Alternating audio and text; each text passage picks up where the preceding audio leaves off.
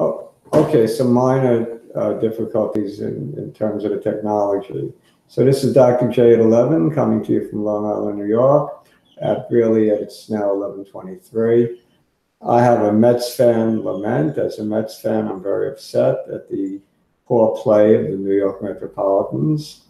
The poor play, of course, began, let's say, beginning of June and is continuing even earlier than the beginning of June. They had a great April, a pretty lousy May, and an even worse June, so that they're now mired in fourth place behind behind the league leading Atlanta Braves, Philadelphia Phillies, Washington Nationals, and only slightly ahead of the Miami Marlins. This can't be, but it is. So why? You got to take a look at the whys. Well, you could always blame injuries. Storer is down. Yeah, Cespedes is down.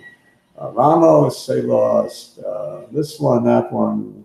But this is nothing new for the Mets. It's nothing new for Major League Baseball. Seems like every team has its share of injuries, and the good ones persevere, and the bad ones just fall. And I don't want to think that the Mets are one of the bad ones. So we can't give up just yet. We have to set the ship right. How do you set the ship right? Well, one way to set the ship right is to get Yoenis Cespedes back. I mean, he is the spark plug of the team. He's the best hitter on the team. The Mets desperately need his presence in the lineup on a daily basis. Of course, he seems to be Mr. Fragile since he signed a super duper contract a couple of years ago. So maybe it's too much golf. Maybe who knows what it is. In any event, I hope he can get his obliques and his hamstrings and whatever else is bothering him fixed and get back in the lineup on a daily basis. We miss him. What else? The pitching. Again, let me reiterate. In an open letter to Mickey Callaway, I stated a few days ago that I want to see a new paradigm for the Mets in which they will start for up to 50 pitchers some of their better relievers like Seth Lugo, Gesellman, Paul Sewald, whoever it is, on a three-man pitching rotation, followed by a four-man starting rotation that comes in, say, third, fourth inning, or second if you have to. That would be DeGrom, Thor, Wheeler, and let's say Vargas. So assuming Thor is healthy, his blister heals. I mean, hopefully that'll heal shortly. And we'll have our staff, pitching staff back at full strength. Familia is our reliever, hopefully, is our closer. Anthony Swarzak can pitch in relief. Well, who knows? Maybe Swarzak could be one of the three starters. We'll experiment. But in any event, the whole thing is an experiment. So you go 50 pitches with a three-man rotation. You go 100 pitches with your four-man starting rotation beginning in the third inning. And hopefully your stars will close the game. Like DeGrom pitching the third out in the ninth inning would make me very happy, even if he started in the third inning. So not needing to rely on your bullpen too much would be great. And I think if you throw your starters in there beginning in the third inning, you won't need your bullpen in innings 7, 8, and 9, hopefully. You might need a bullpen in innings 1 and 2 because you never know about the reliability of Gesellman or Seth Lugo or whoever else you're using to start the game.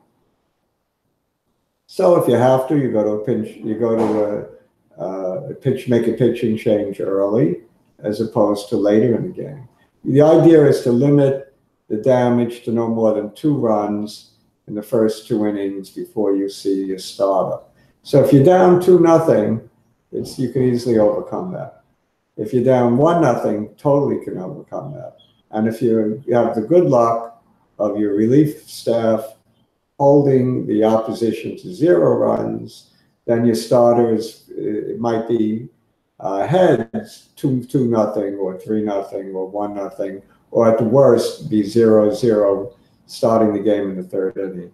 I think this is a big edge, psychological edge to the starter, knowing that they have a 100 pitch count, strict one, and they can throw their hearts out for that 100 pitches.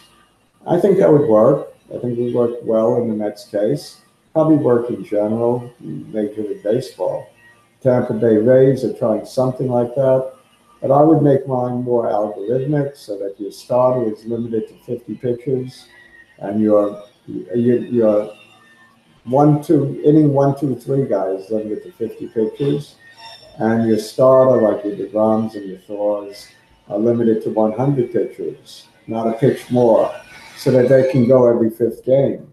And the starter, the Lugo, the Gazelman, whoever, would go every fourth game.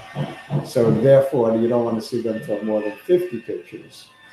And your closer, if need be, will go whenever you need them, even every day if you have to use them.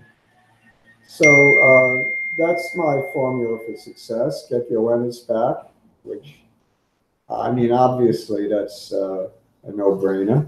But if he's not back, you make the best of what you have and you juggle the lineup a bit, and you try to remove your weaknesses.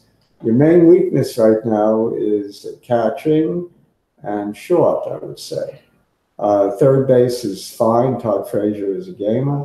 Second base, as Asdrubal Cabrera, is playing great.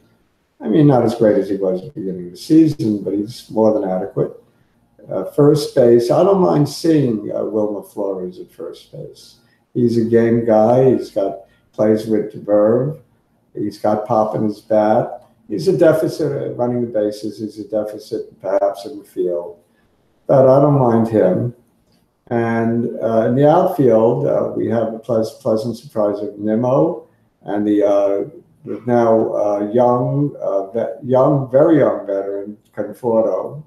He's not a rookie anymore, very young veteran. And who knows, his shoulder might be put back together well enough for him to hit 30 home runs this year.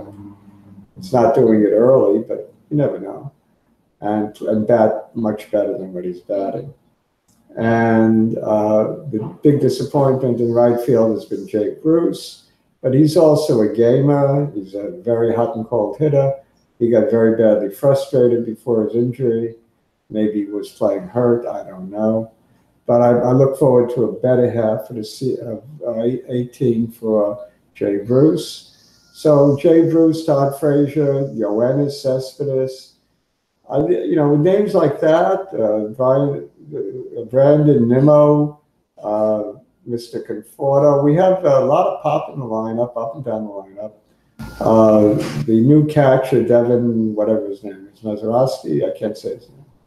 He looks like he's got a little pop in his bat, and an improvement over Plawecki, probably an improvement over whatever his name is. The other guy that always gets hurt, that they traded for, Dono. And we have a nucleus of a team. We shouldn't be mired in fourth place in National League East. We should be fighting for the National League pennant.